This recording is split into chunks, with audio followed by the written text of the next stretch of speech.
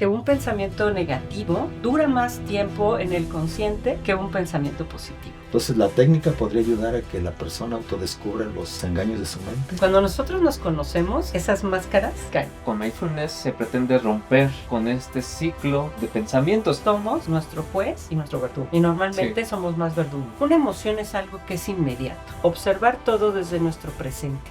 La mayoría de las enfermedades tienen un componente biopsicosocial. Vivir aquí en la hora no se trata de evadir los pensamientos. La ansiedad y la depresión es una pandemia actual. ¿Cómo vamos a ser empáticos con los de afuera si dentro no soy empática? Tenemos que acudir a nuestra autocompasión. Esta técnica de mindfulness puede servir para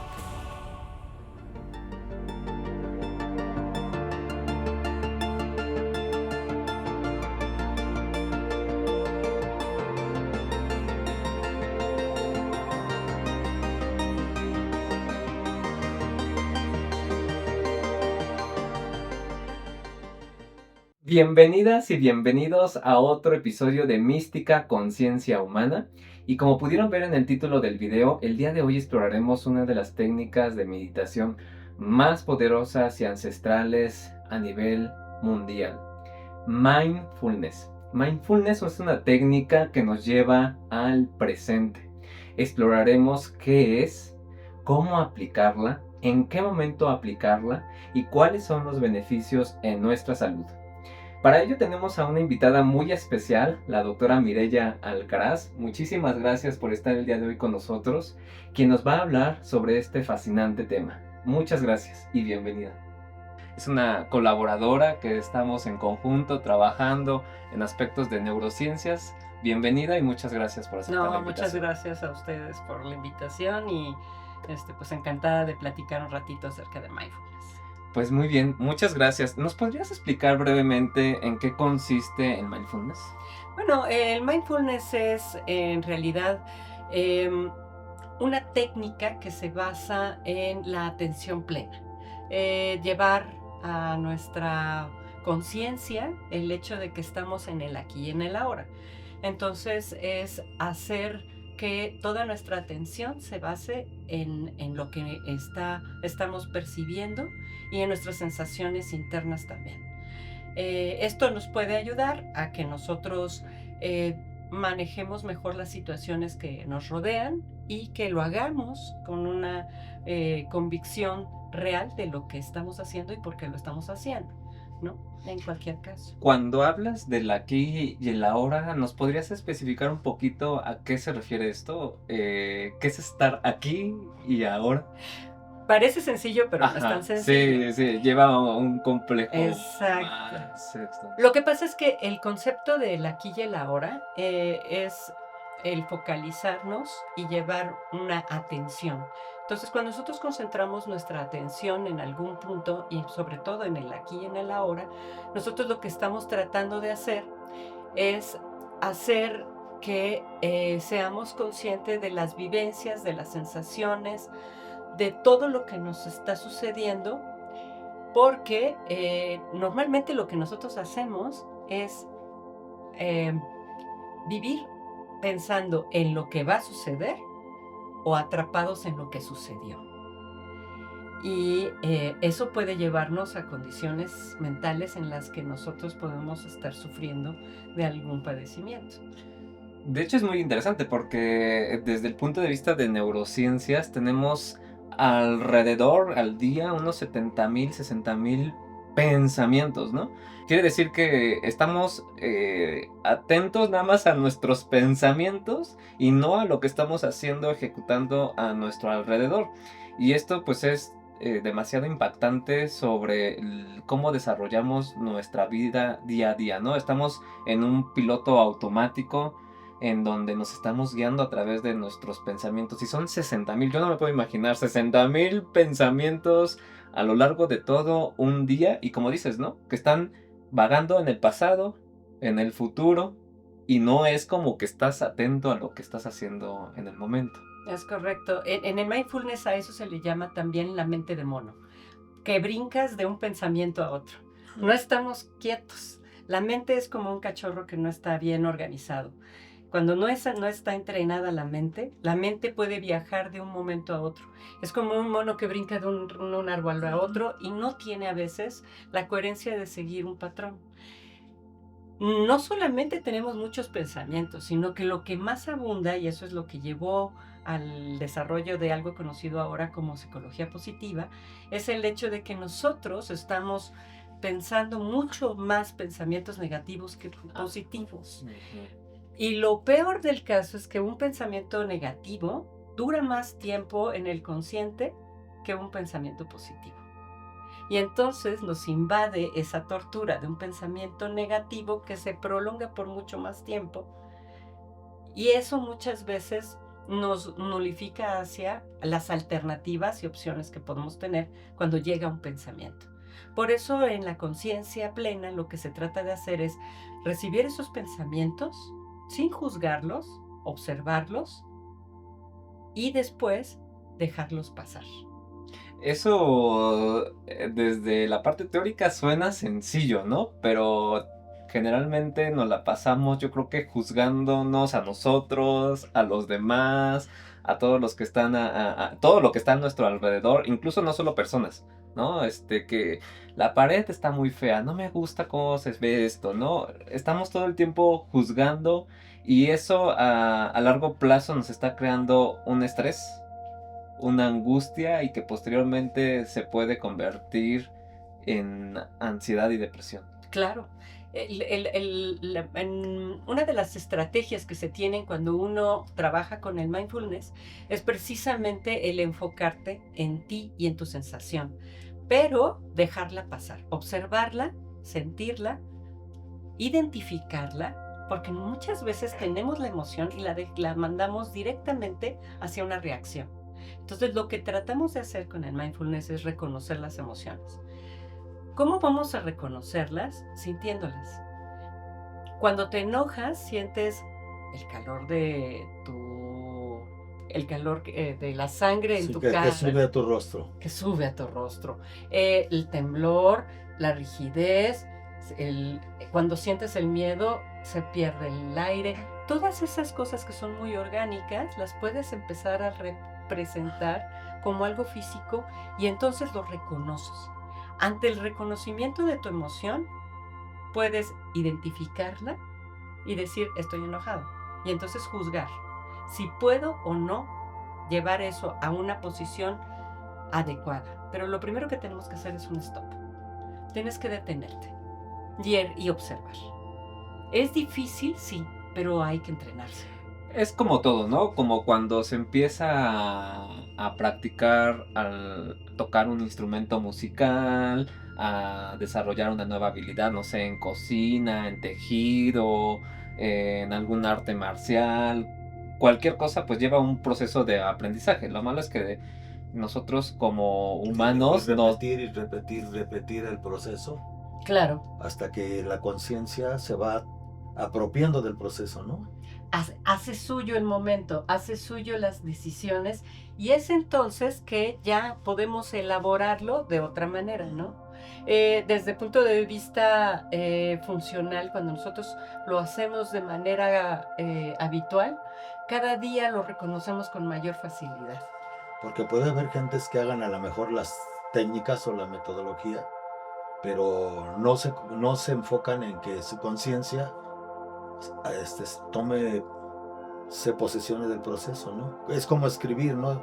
Llega un momento que escribes automáticamente, estás recibiendo acá y estás manejándola, pero no eres consciente de eso y entonces en esta técnica es que la conciencia siempre esté totalmente penetrando el proceso y todo lo que esté sucediendo. De acuerdo, es observando al observador.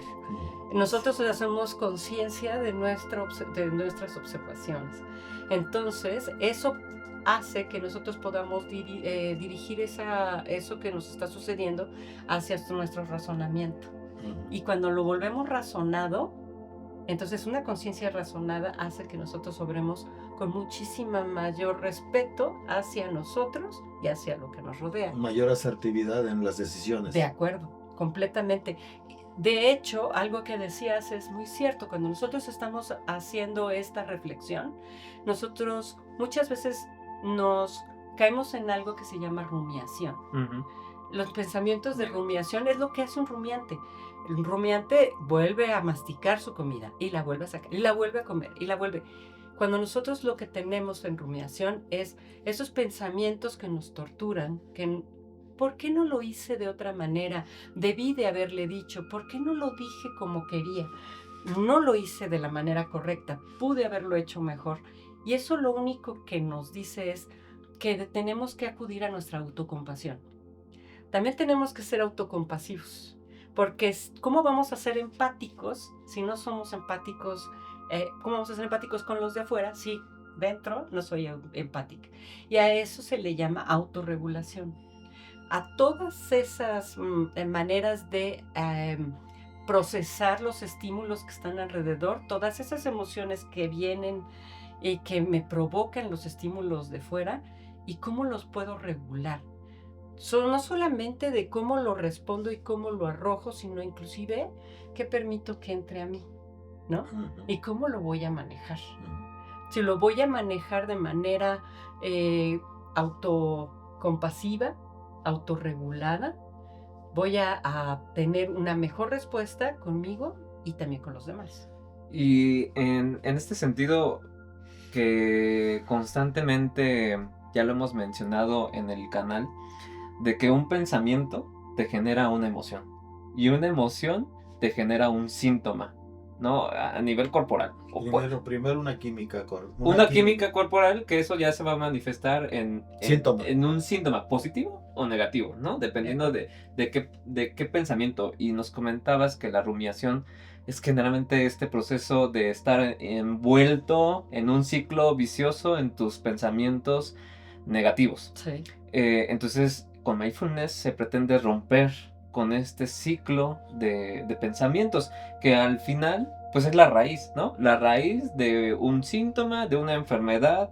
Digo, ya hemos hablado desde ese punto de que la mayoría de las enfermedades tienen un componente biopsicosocial, ¿no? Sí. Psicológico, y que hablábamos en algún punto, ese término de la OMS de la salud ya se quedó un poco obsoleto, que me parece que tendría que incorporarse la esfera espiritual. Pero cómo entonces la mente te está afectando a las diferentes esferas. Entonces, ¿cómo es que funciona el mindfulness? Bueno, en realidad lo que estamos haciendo es sí romper ese ciclo, pero en lugar de mantener la mente en el futuro, que se asocia directamente a un estado ansioso, o en el pasado, que nos remite a la depresión, o en lo que estamos tratando de hacer es observar todo desde nuestro presente. Volvemos al aquí y al ahora. Cuando nuestra mente viaja hacia un futuro que nos da tanta ansiedad, el mindfulness lo que hace es regresarnos al aquí y a la hora para poder juzgar la situación desde un punto de vista consciente y razonado, y entonces, sin juzgarnos a nosotros, observar los pensamientos que fueron evocados por esas emociones y que pueden provocar que se traduzcan en sentimientos, que son cosas que van a durar muchísimo mayor tiempo. Una emoción es algo que es inmediato, pero si nosotros lo procesamos de manera adecuada, nosotros podemos hacer que se evalúe y se abandone, ¿no? Los budistas lo que sostienen es que el sufrimiento puede ser algo que es inherente, pero el tiempo que nosotros percibimos y sufrimos por ese sufrimiento es una elección personal. Porque nosotros somos capaces de elegir cuál va a ser nuestra batalla. Si nuestra batalla se va a prolongar por más tiempo o si la vamos a abandonar observando con una mejor perspectiva lo que sucede. Entonces, de esa manera nosotros podemos imaginar que los pensamientos negativos también son transicionales y que las situaciones negativas también van a pasar. Entonces, cuando nosotros llevamos todo al drama y a estar estáticos en el momento horrible que estamos sufriendo. O de víctima, ¿no? Porque además... Eso de víctima. Y que además puede ser muy cierto. Puede ser un momento espantoso. Pero inclusive personas que han vivido situaciones horribles han encontrado a través del mindfulness una salida que además los hace más fuertes, y a eso le llamamos resiliencia. Una persona capaz de haber vivido una situación terrible, pero que de esa situación salga alimentado con algo que lo haga sentir más fuerte, no solamente hacia él, sino para poder ser más compasivo con los demás y con las situaciones. Nos juzgamos diario, pero no nos juzgamos de la manera que deberíamos. Somos nuestro juez y nuestro verdugo. Y normalmente somos más verdugos que un abogado defensor. Algo hablabas hace rato de cómo repetición o cómo ¿qué nombre? Rumiación, bien. Esta técnica de mindfulness puede servir para que la persona autodescubra los engaños de su mente, porque mira, muchas veces la persona repite y repite y repite, está rumiando, pero ese rumiar los pensamientos de dolor y sufrimiento, entre miles de comillas, los transforma la mente engañosamente en un cierto placer. Claro. Son las 4 de la tarde, llegó la hora de mi autoconmiseración, ¿no? Para sentir el placer de la autoconmiseración y de mi dolor y de mi pasado y de mi... que es una mezcla, creo yo, perversa de la mente entre el producir el sufrimiento a través de rumiar el pasado o el futuro, y al mismo tiempo el engaño de la mente que transforma eso en un semiplacer disfrazado. Y la gente no toma conciencia de que esa mezcla química de placer y dolor que engañosamente le brinda la muerte es un veneno que se va ingiriendo lentamente y al final te va a destruir, ¿no? Entonces la técnica podría ayudar a que la persona autodescubra los autoengaños de su mente. Claro, porque lo que está haciendo es conocerse a sí mismo mejor. Cuando nosotros nos conocemos, esas máscaras caen, ¿no? Y una de las cosas que suceden es que precisamente esa posición de víctima, a la víctima no se le juzga. Entonces hay un beneficio en servir la víctima. No, y puedes tener muchos beneficios de la familia, del medio ambiente. Por supuesto, yo como víctima soy incapaz de hacer las cosas, las hace usted por mí. No existe quien pueda cubrir la necesidad de otra persona. Cada quien tenemos que hacernos cargo de nuestras vidas, pero también a responsabilizarnos de nuestros actos. Cuando yo me convierto en víctima, entonces no soy culpable de nada. Y alguien más tiene que responsabilizar. Siempre hay un beneficio en ser víctima. Pero llega el momento en que, consciente o inconscientemente, la persona toma la malicia voluntariamente, decir, ya sé que estoy fregando y utilizando a los demás. Y le encuentra un logro, le encuentra un beneficio que no le resuelve el pasado. No. Medio le abre el futuro, pero un futuro lleno de dependencias y conveniencias que al final de cuentas le van a producir más sufrimiento, ¿no? Sí, porque nunca va a resolver, ¿no? O sea, en realidad lo que nosotros tratamos de hacer con el mindfulness es vivir aquí en la hora. No se trata de evadir los pensamientos, ni de evadir las emociones. Se trata de juzgarlas, evaluarlas y dejar ir las emociones, los pensamientos. Esos pensamientos negativos que nos torturan, que nos hacen sentir, yo no soy lo suficiente, yo no voy a poder lograrlo, ¿no? Lo que vamos a hacer es, a ver, ¿por qué me estoy diciendo eso? ¿Para qué? También hay un para qué. Sí. ¿No? El posible beneficio. O mi boicot. Si soy realmente compasivo conmigo. O la manipulación del exterior también. Por supuesto. No puedo resolver, entonces voy a tratar de controlar el exterior, aunque sea de manera perversa. Si no estoy hablando de moral, perversa en el sentido de de que lo tengo imaginado. Una mezcla muy sucia que la mente hace dentro de uno, ¿no? Pero a lo mejor puede ser inconsciente. La mayor parte de las veces cuando hacemos eso es una manera inconsciente de hacerlo. Pero los beneficios son reales. Sí, porque ¿no? Se produce cierto placer y ahí está la parte engañosa de la mente, ¿no? Es que eso que comenta el padre es muy interesante porque ya estamos tan acostumbrados al dolor, al sufrimiento, que lo normalizamos, ¿no? Y que cuando se va, hasta nos sentimos extraños, nos sentimos que algo nos falta. A lo mejor al inicio, ¿no? Puede ser como una droga. De hecho, Joe Dispenza en su libro de Deja de ser tú, lo menciona, ¿no? Es como una droga que te está alimentando constantemente a tu mente. Se vuelve adictivo. Y se vuelve adictivo, ¿no? Pero los pensamientos negativos, el rol de víctima, de angustia y todo lo que está en tu interior, en algún momento, si lo quitas, puede ser a lo mejor que te afecte de golpe, pero con mindfulness es un proceso que sea ligero, ¿no? Es un proceso. Finalmente, como todos los procesos, tiene que ir paso a paso y uno tiene que irse reconociendo. ¿Qué es lo que ayuda con el mindfulness? La disciplina, ¿no? Entre más meditación haces, entre más prácticas llevas a cabo, te vuelves más experto en observar. Es una manera de observarte. Una de las cuestiones importantes en el mindfulness es la mente curiosa. Es uno de los elementos que nosotros tenemos que visualizar. Es decir, tenemos que ser realmente curiosos al ver cuáles son nuestros pensamientos y por qué los evocó y por qué. Si nosotros llevamos a cabo ese trabajo... Para ir a la raíz, ¿no? Para poder ir a la raíz, ¿no? Para saber si es un engaño de nuestra mente o si es realmente una realidad. Eso nos mantiene en el aquí y en el ahora, que también es una realidad. La realidad es cómo nos sentimos, quiénes somos, qué es lo que está pasando y qué provocó lo que nos sucede. No verlo como el espectador de nuestra vida desde una butaca. Estamos en el escenario.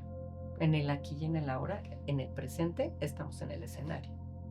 Si ya nos sentamos en una butaca para ver la función, entonces somos los que están viendo lo que pasó o los que están expectantes de lo que va a pasar, pero no estamos siendo conscientes. O también, yo ahorita estaba analizando en las primeras informaciones que nos diste, un presente fragmentado.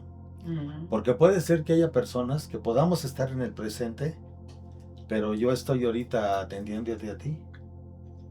Y aunque el doctor está en el presente, no estoy conectado. Claro. Y aunque él está grabando, no está conectado. Y aunque Claro. se oye el ruido de la calle, no estoy conectado. Claro. Estoy en mi presente, pero estoy en la oficina, pero no estoy en el presente de la situación de un hijo que va a llegar de la escuela. Entonces, hay que también salir del engaño de un aparente aquí y ahora, pero que está totalmente fragmentado. No hay cohesión en la totalidad, ¿no? Por eso para el mindfulness es indispensable la atención. Una persona que mantiene la atención y te entrenas en la atención. Por eso uno de los beneficios del mindfulness es un desarrollo cognitivo, porque te permite que mantengas la atención en un punto, en una acción. Hay maneras diferentes de llevar a cabo el mindfulness, pero una de las cuestiones que dan esta plasticidad, este tipo de meditación, es que nos lleva a poder hacerlo aún cuando no estamos estáticos en una posición como es la meditación formal. También se puede hacer mindfulness enfocándose en una cosa, en un objeto, por ejemplo, en una vela, ¿no? Simplemente observando la vela, ¿no? Entonces, esas serían como técnicas de paso, ¿no? Esa es una técnica. Como una técnica de paso, ¿no? Sí. Hasta que te vuelves meditación constante. Pero lo que nos lleva el mindfulness es a brincar esa técnica de paso. Exacto, a la vida cotidiana. Que es que yo esté consciente mientras yo trabajo de lo que estoy haciendo cuando trabajo y no estar pensando en cuánto tiempo falta para que termine mi trabajo. En lugar de pensar en la vela que pusiste, es observar la vela que te pone la vida, que son todas las situaciones Así es. que puedes contemplar en Así este es. momento. Y por eso hay mindfulness, que es una práctica también informal de mindfulness, que es una práctica en la que no estás silente, sino que es una práctica activa. Y en esas prácticas activas lo que podemos hacer es estar conscientes de la caminata. Salir a caminar, pero de manera consciente. Sentir tu peso, la gravedad, cómo vas dando los pasos, la agitación de tu respiración, lo que te rodea, el canto de los pájaros. Tu estado interior en relación a lo que está sucediendo. ¿Cómo afuera. reacciono? Y ¿No? eso se vuelve muy, muy interesante, no solo para hacernos conscientes de todo lo que nos rodea, sino para poder ejecutar mejor nuestras acciones, ¿no? Como dices, Claro. en el trabajo. Si en el trabajo yo no estoy haciendo un buen desempeño, constantemente me llaman la atención, no estoy dando el rendimiento que yo quisiera, o incluso, ¿no? Si yo aspiro a posicionarme más alto de nivel, bueno, centro toda mi atención Claro. hacia lo que estoy haciendo con las personas que me rodean. Y como dices, ¿no? De repente vienen todos los pensamientos, bueno, que pasen esos pensamientos, no los Sí. juzgamos y aterrizamos nuevamente, ¿no? Sí. Sí es yo creo que una práctica que necesita tener algo que te esté anclando y recordando. Yo lo que hacía antes era llevar una pulsera y ahí cuando sentía la pulsera me recordaba que tenía que estar en el momento presente, algo que te recuerde, ¿no? Y se la ponía Wanga para que no le, para que no le recordara. Para que se le cayera. Sí, entonces creo que es muy importante que podamos hacer todo con esta conciencia. De Sí. hecho, desde la física cuántica, ya tiene mucho tiempo el experimento de la doble rendija, en donde se pone un fotón que dispara, un aparato que dispara fotones, y cuando se disparan salen al azar. Pero cuando se pone a alguien a observar esos fotones, se puede dirigir hacia dónde se van esos fotones. Esto quiere decir que a donde va tu atención, lo que decías, Sí. va tu energía, Claro. ¿no? Y en eso te transformas, te conviertes. Entonces, si tomamos en cuenta esto, si estamos atentos a nuestro pasado, nos puede generar depresión. Sí. Y si estamos nada más atentos o angustiados en el futuro, ansiedad. Hace ratito, detrás de cámaras, hablábamos de que la ansiedad y la depresión es una pandemia actual. ¿Nos podrías hablar un poquito de esto, de cómo entonces el mindfulness puede ayudarnos a combatir no solo ansiedad y depresión, porque puedo identificar a lo mejor también otras en donde no está centrada tu atención, por ejemplo, el déficit de atención e hiperactividad, Sí. trastorno de déficit de atención, algunos otros trastornos mentales, psicológicos, que pierden tu atención, tu mente está muy dispersa.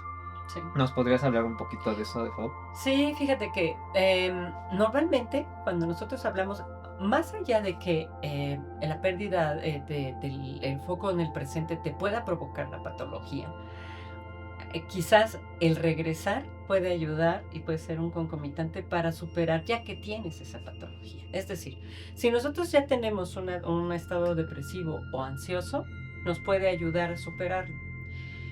Y en realidad el mindfulness cuando fue creado principalmente para el control del dolor. Se creó está basado en técnicas milenarias. Hace 2500 años se hicieron los primeros hallazgos de este tipo de técnicas, pero se occidentalizó hasta los 70s, ¿no? Kabat-Zinn empezó a observar todas estas técnicas de meditación y lo que hace es occidentalizarlas, es decir, llevarlas, aterrizarlas a un contexto actual, en el que la gente pudiera observar y llevar a la conciencia su estado actual. Lo hicieron principalmente y primero para manejar a los casos de dolor crónico que no reaccionaban bajo tratamientos ya ninguno. Es decir, nosotros podemos trabajar con el dolor. El dolor es algo que es algo muy complejo de resolver. En la ciencia ha habido muchísimas limitaciones porque llega un momento en el que, como neurocientíficos lo sabemos, hay un límite para el impacto de los fármacos para controlar el dolor. El dolor puede mantenerse, el dolor físico puede mantenerse y hasta cierto límite funcionan, y una vez, aunque sean opiáceos, ya no pueden funcionar más, ¿no? Queda saturado el sistema y ya no pueden funcionar. Entonces, para esos casos que ya no tienen una respuesta a los analgésicos, a los fármacos que van directamente dirigidos hacia el control del dolor, El cuerpo ya no responde. ya no responde el cuerpo. Entonces, para esos casos irremediables, la meditación ha resultado una gran estrategia alternativa. ¿Por qué? Porque entonces la persona es capaz de, sí, no ignorar el dolor, pero saber controlar la situación que provoca extra al dolor. El miedo, la situación que está rodeándolo, e inclusive llegan a percibir menor el dolor, porque están más atentos a todo lo demás que los rodea. Y no se enfocan en solamente el dolor, porque sí, si llevamos nuestra atención a un punto, pero si ese punto es el dolor, entonces puede ser un caso en el que nos haga sentir todavía peor. Sobre todo porque es como cuando le haces así al niño, Sí. pero eres la madre. Sí. El niño, a través de su atención y su interpretación, de pronto lo ves gritar, y realmente lo que hizo fue aumentar el dolor con su creencia, con su percepción. Esta metodología, yo le veo la ventaja de que puede, en un momento dado, sacar a flote las creencias para eliminarlas, y automáticamente la parte biológica va a reaccionar. Porque, como dices tú, sí se tienen que actualizar este tipo de metodologías, porque no es lo mismo usarlas hace 2500 años, donde el que las usaba estaba en medio de un bosque que sabía que no le era agresivo, a meditarlas en una ciudad donde hay muchas cosas que... Mucho ruido. Donde no tiene tiempo de sentarse. O donde muchas veces también el medio ambiente es agresivo. Sí, por supuesto. Sientes a meditar y pasa el otro con su discoteca andando, el radio a todo volumen en el coche. Así es. O ya pasó el del claxon, que usa claxon de ferrocarril en lugar de trail. ¿Sí? Sí, o sea, los ambientes son diferentes. Y como decías... Y los estímulos. Y los estímulos. Y como decías, ¿no? Es una práctica milenaria, incluso los budistas, tibetanos, Sí. muchos de estas filosofías orientales practican el aquí y el ahora. Pero pues bueno, tal vez no tenemos la posibilidad de estar meditando 16, 18 horas al día de manera específica en nosotros mismos, en hacer una introspección. Pero me parece que esta práctica de mindfulness nos permite no dedicarle Tanto tiempo. los 30 minutos sentarte y exclusivo a eso, sino más bien aplicarlo tu día a día, ¿no? De que puedas, mientras estás lavando los trastes, como decías hace ratito, la caminata, ¿no? Sí. Pero mientras estás lavando los trastes, ser consciente de la textura de la esponja. Entonces ya estás meditando. Sí, exactamente. Sí, ser consciente de la temperatura del agua, que puedas percibir, sentir el agua, que puedas percibir la textura de los platos, ¿no? Así es. Hace rato platicábamos la carencia de agua que hay aquí. ¿No te das cuenta de que pierdes el agua? O sea, de que ya no hay agua. Y lo necesario que hay el agua. Y que extrañas hasta cómo sentir el agua hasta que lo pierdes, ¿no? Sí. Digo, desafortunadamente muchas veces eso sucede en nuestra vida, de que hasta que no perdemos algo nos hacemos conscientes, Sí. ¿no? Y que en manera automática. Puede ser también que perdamos un dedo, que perdamos una pierna y que digas, valoro entonces caminar, ¿no? ¿Cómo no fui consciente en ese momento de lo que era sentir el piso? Incluso cuando vamos manejando, ¿no? Estamos tan en piloto automático. Mi independencia para moverme. Sí, exactamente, ¿no? Tener el derecho de moverme como yo quiera y no que me mueva alguien. Es algo así como cuando vas en la carretera y de pronto dices, me paro, y te bajas y disfrutas del paisaje y respiras el aire y te metes un rato entre los árboles. Tuviste que parar, tuviste que detenerte a ver. A lo mejor no físicamente como detenerte, pero sí es un poco la idea. Esa idea de estar muy atento. Parar la mente, por decirlo así. Exacto, es detener el mono. Sí. La mente de mono que brinca. La loca de la casa, diría. La loca de la casa. La loca de la casa. Que tendría que sentarse a meditar, a reflexionar, ¿no? Dejar de ser loca y ponerse sobria. Exacto, ¿no? Y entonces, ¿qué es lo que va a hacer? Disfrutar más del momento, ¿no? Cuando yo veo, por ejemplo, lo podemos ver, ¿no? O sea, simplemente el empezar tu día antes de levantarte y hacer un screening, un paso por todo tu cuerpo. ¿no? Ser consciente de tu cuerpo, ya ni siquiera para afuera, tu cuerpo, ¿no?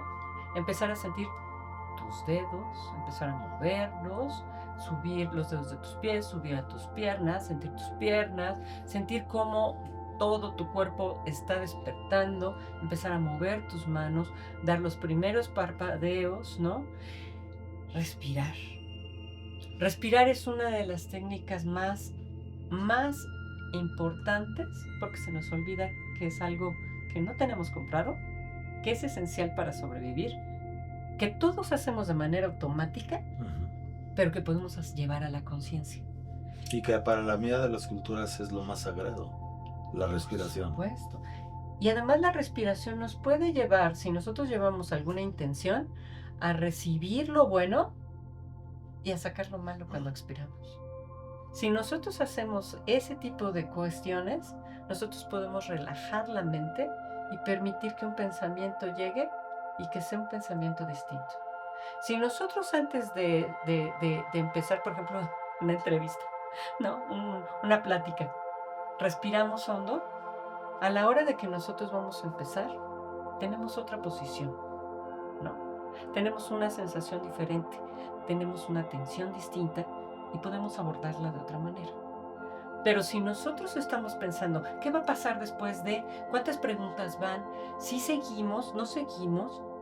Entonces no estamos viviendo lo que está sucediendo. No estamos en el flujo de la vida. No fluye.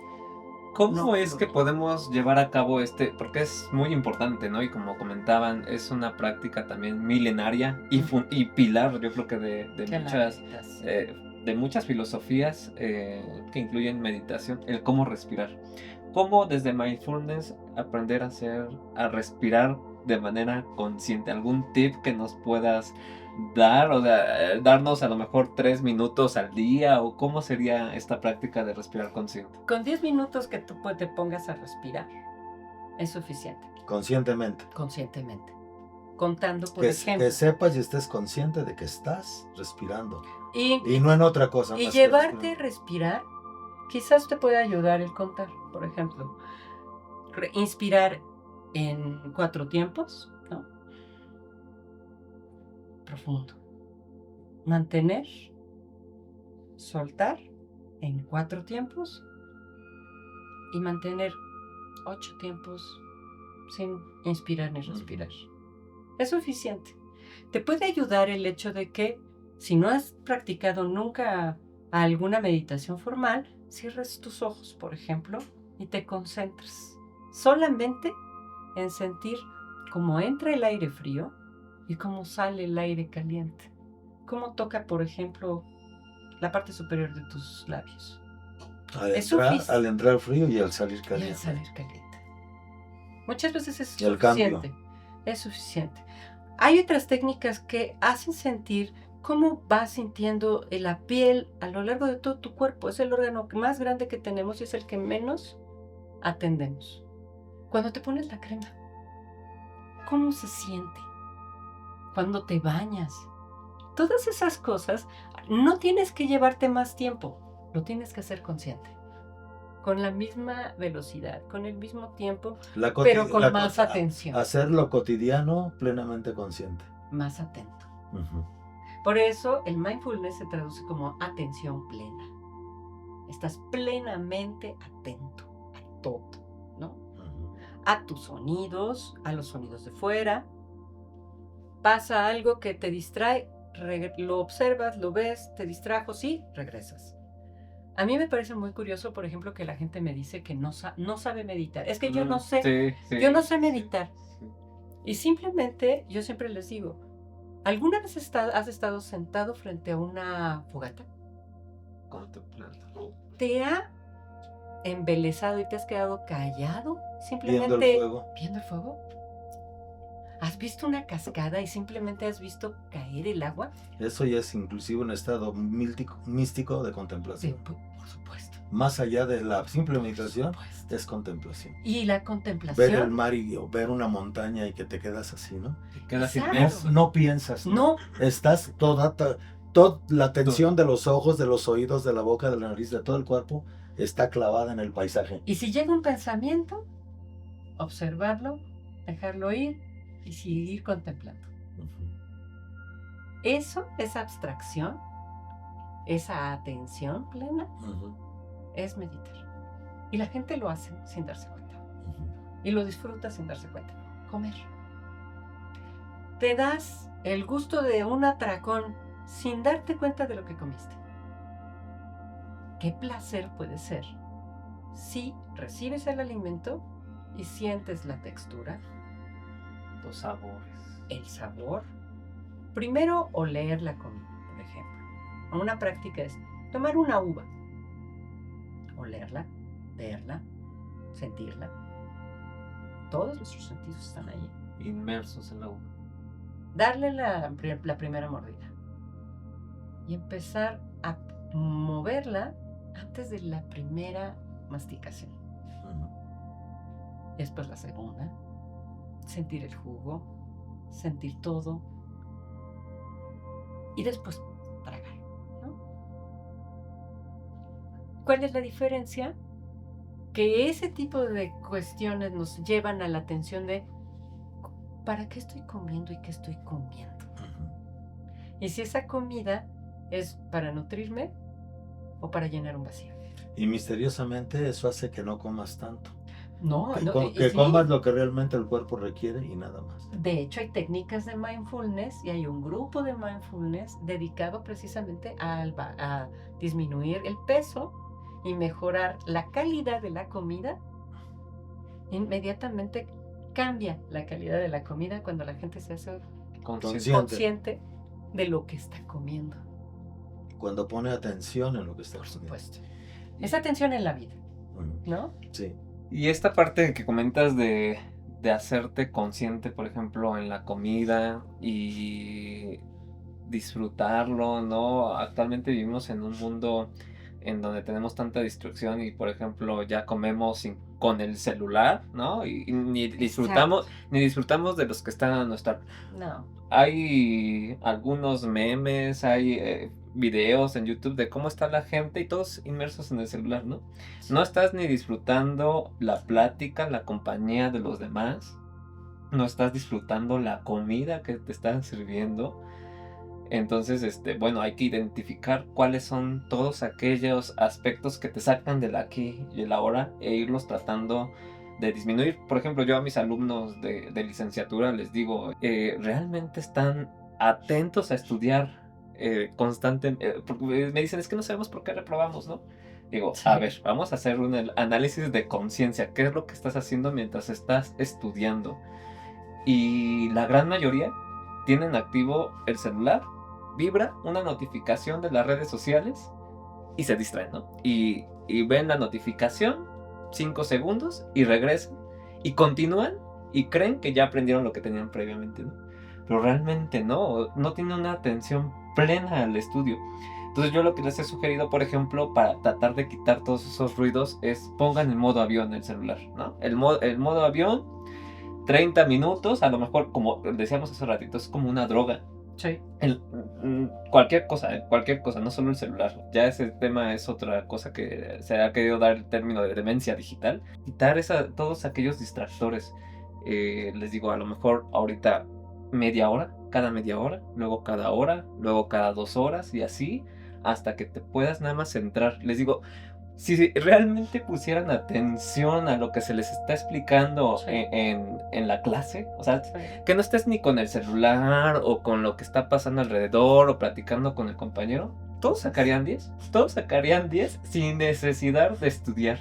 Si estuviste pleno en atención de la clase, ¿no? Muy interesante realmente a todo lo que se puede llevar a aplicar y tus rendimientos, ¿no? En todos los aspectos. Causas de separación o de rupturas entre parejas. Claro. Pero ahí podríamos, inclusive para redirigirnos al arroyo del tema de hoy, es que la comida y las relaciones y todo se va... ¿Qué tanto está la persona padeciendo eso o actuando? Porque tiene ansiedad o depresión. Hay un pasado no consciente. Sí. Y hay un futuro no consciente. Sí. o aparentemente demasiado consciente. Es que hay un futuro que no existe. Porque si tiene, porque la comida, la comida Sí. puede ser por ansiedad Sí. o dejar de comer por depresión. O por un vacío, ¿no? Por ejemplo, el trastorno Sí. obsesivo compulsivo Sí. es eso, ¿no?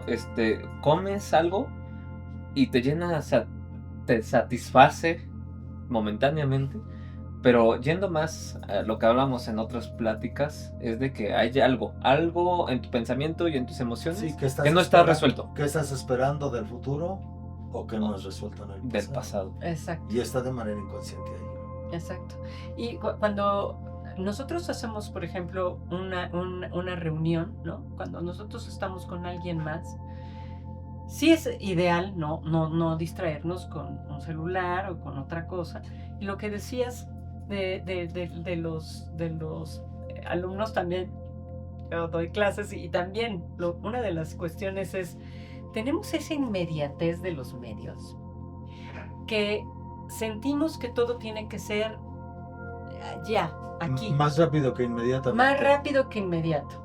Y además, pero no lo aprovechamos, ¿no? O sea, nosotros muchas veces, pues ¿cuántas veces teníamos que ir a una biblioteca? El simple hecho de ir y dirigirte, disfrutar los libros, o leer un libro, agarrar un libro, el aprendizaje que puedes obtener a partir de tomar tus notas con una caligrafía directa a apretar un botón, no es el mismo. Cognitivamente. procesos. De ser consciente porque investigas, porque ahora ya sabes que cualquier cosa ya ni siquiera le piensas, ni lo analizas, ni te interiorizas, porque sabes que le puchas al celular y ya está la respuesta. Y hay un copy-paste, ¿no? La gente copia lo que viene del texto y lo pega como si fuera una cuestión suya y ni siquiera hay la creatividad y el genio que tiene todo ser humano. Ni lo analiza, ni ve si es. No le da su parte. Así es.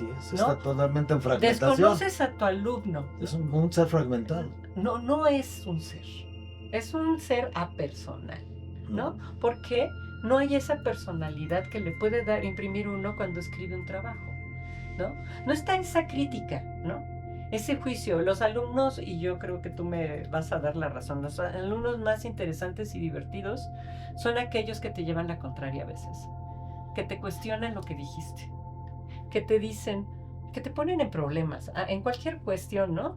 Que Porque te hacen reflexionar. Te hacen pensar. Y dices, qué bonito tener a alguien que se cuestiona y no observa, que me observó de verdad, que entendió y lo que le dije, que me puso la atención. Porque de nada sirve que prepares Por una supuesto. tarde o 2 días o 3 de una semana una clase tan importante para que el alumnado ni siquiera... Y allá el alumnado, ¿no? Claro, Uno se nomás sale de la clase y nomás sigue le siendo apunta, feliz, ¿no? Nomás le apunta, le graba, le copia y ya. Pero el beneficio que va a obtener va a ser tan grande como él decida, ¿no? Y otra de las cuestiones que tampoco tenemos ahora es comprensión lectora. ¿Por qué? Porque estamos pensando en otra cosa. No estamos pensando en lo que estamos leyendo. Cuando leemos, estamos viendo letras, pero no estamos viendo el contexto de lo que se está diciendo, ¿no? Estamos pensando en cuántas páginas faltan para que se acabe el capítulo. Es decir, no hay atención No al hay presente. atención, no hay atención. Muchísimas gracias, doctora Mireya. En verdad quedamos fascinados y complacidos con esta extraordinaria plática. Vamos a poner en contexto, en una breve conclusión, sobre lo que hablamos el día de hoy. Mindfulness es una práctica de meditación activa, en la cual nos permite estar en el momento presente, no en el pasado, no en el futuro, que nos puede ocasionar episodios de depresión o ansiedad respectivamente. La podemos realizar en cualquier momento del día, cualquier persona puede realizarla y sobre todo nos permite identificar aquellos pensamientos intrusivos y emociones sin juzgarlas. Quédense atentos a un próximo episodio con la doctora Mireya Alcaraz, en la cual abordaremos temas relacionados a ansiedad y depresión y cómo a través de esta técnica tan poderosa podemos tener efectos sobre nuestra salud. Si les gustó este video, denle like, compártanlo con sus amigos y sus familiares y suscríbanse. Muchísimas gracias y nos vemos en el siguiente episodio.